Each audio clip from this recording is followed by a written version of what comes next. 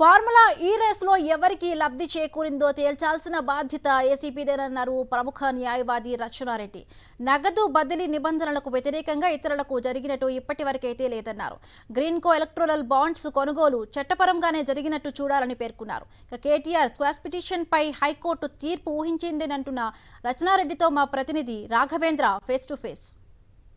Formula ఈ car రేసుకు సంబంధించి ACB మరోవైపు ఈడీ విచారణ కూడా కొనసాగిస్తుంది. రాజకీయంగా ఈ విచారణలు ప్రకంపనలు సృష్టిస్తుంది. అధికార విపక్షాల మధ్య మాటల యుద్ధానికి కూడా దారితీసిన పరిస్థితి. ప్రస్తుతం ఏసీబీ ఈడీ ఇప్పటికే పలువురిని పిలిచి విచారిస్తుంది, స్టేట్మెంట్ కూడా రికార్డ్ చేస్తుంది. అయితే ఈ కేసుకు సంబంధించి ప్రస్తుతానికి ప్రాథమికంగా ఏమనిపిస్తుంది, అసలు ఇది ఈ కేసులో ఎంతవరకు సబ్స్టాన్స్ ఉంది, లీగల్గా ముందుకు వెళ్ళే అవకాశం ఉందా, ఈ కేసులో లాజికల్ ఎండ్కు వెళ్ళే అవకాశం కనిపిస్తుంది. ఇదే అంశంపై మనతో మాట్లాడడానికి సీనియర్ అడ్వకేట్ రచనారెడ్డి గారు ఉన్నారు. వారిని అడిగి మరిన్ని వివరాలు తెలుసుకునే ప్రయత్నం చేద్దాం. మేడం, ఇప్పటికే కేసు నమోదైంది, ఏసీబీ ఈడీ విచారణ చేస్తుంది.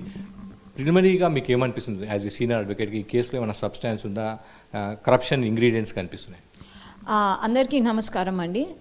ఇక్కడ ఈ ఏసీబీ కేసుని అంటే రెండు పార్ట్లుగా మనం చూడాలి. ఎందుకంటే ACB prevention of corruption act కింద ఇనిషియేట్ చేసింది. ఇప్పుడు ఏసీబీ చేసిన ఎఫ్ఐఆర్ మీద ప్రెడికేట్ ఒఫెన్స్, అంటే ఎప్పుడైనా సిబిఐ అయినా ఏసీబీనైనా మన స్టేట్ గవర్నమెంట్ కాన్స్టిట్యూట్ చేసిన ఎస్ఐటీ అయినా లేకపోతే ఎనీ అదర్ లా ఎన్ఫోర్స్మెంట్ అయినా మెయిన్ ఒఫెన్స్ని ఇన్వెస్టిగేట్ చేసి, అంటే ఫార్మలీ ఎఫ్ఐఆర్ రిజిస్టర్ చేసి ఇన్వెస్టిగేట్ చేయడం స్టార్ట్ చేసినప్పుడు ఈడీ కావాలంటే ఎంటర్ కావచ్చు.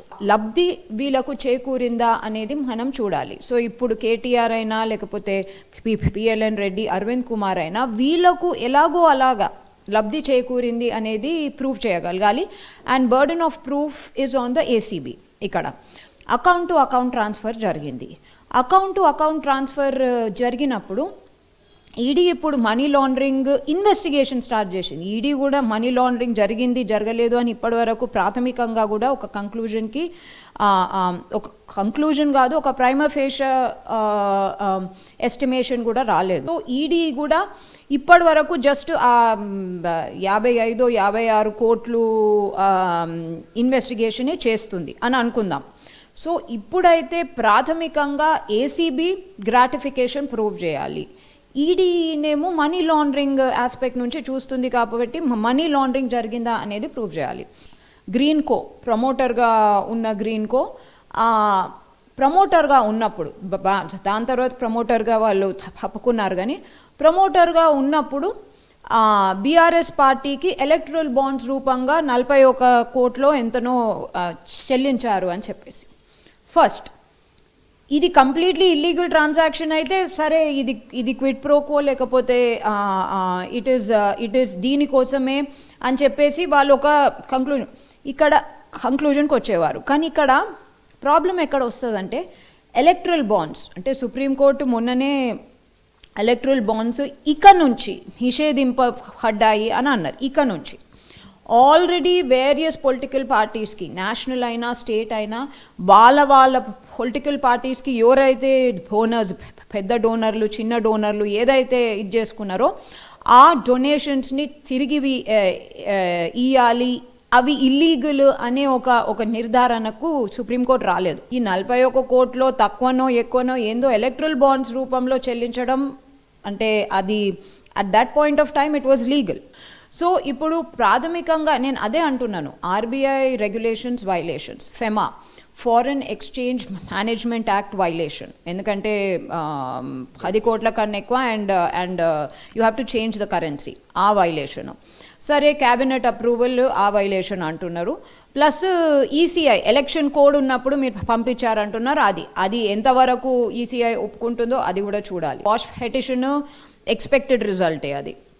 ఎందుకంటే ఇంత ప్రిలిమినరీ స్టేజ్లో ఇంత తక్కువ ఇన్ఫర్మేషన్ ఉన్నప్పుడు, ఇంత ప్రిలిమినరీ స్టేజ్లో ఏ ఆనరబుల్ కోర్ట్ అయినా ఇది అవసరం లేదు అని చెప్పేసి క్వాష్ చేసేది. అందుకోసం కోర్టు కూడా వీళ్ళు చెప్పిన అలిగేషన్స్ రికార్డ్ చేసుకుంది.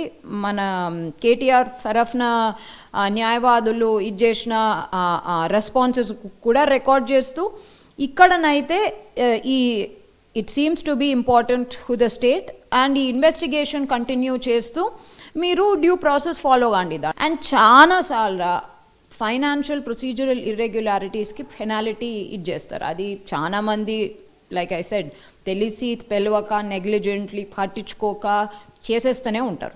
ఫైనల్గా చెప్పండి మేడం, ఈ కేసు అంటే మీకున్న అనుభవంతో ఈ కేసు ఎక్కడ దాకా వెళ్ళే అవకాశం కనిపిస్తుంది? ఎంత లాంగ్ ట్రావెల్ చేసే అవకాశం కనిపిస్తుంది మీకు? మాకు తెలిసి ఇన్వెస్టిగేషన్లోనే చాలా టైం పడుతుంది సార్. ఎందుకంటే ఇన్వెస్టిగేషన్లో మీరు ఒక క్రైమ్ ఆపాదించిండ్రు, ఒక క్రైమ్ ఆపాదించినప్పుడు దానికి సరిపడ్డ ఎవిడెన్స్ లేకపోతే అది ఛార్జ్షీట్ ఫైల్ చేయడము ఇంపాసిబుల్. ఆ ఛార్జ్షీట్ ఏదో అటో ఇటో మనము ఇది చేసుకొని ట్రయల్కి వెళ్ళినా ట్రయల్ ఎంతవరకు డ్రాగ్ ఆన్ అయ్యి ఫైనలీ ఏం వర్డిక్ట్ వస్తుందో కూడా కష్టం. So I think most of the time will be spent on the investigation. Okay, thank you madam. మొత్తం మీద ఈ కార్ ఫార్ములా రేస్ సంబంధించి సీనియర్ అడ్వకేట్ రచనారెడ్డి గారి అభిప్రాయం ఇది. ఏసీబీ విచారణ ఏ విధంగా సాగుతుందని కూడా మనం కూడా చూడాల్సింది. కెమెరామెన్ ముత్యంతో కలిసి రాఘవేంద్ర, సాక్షి టీవీ.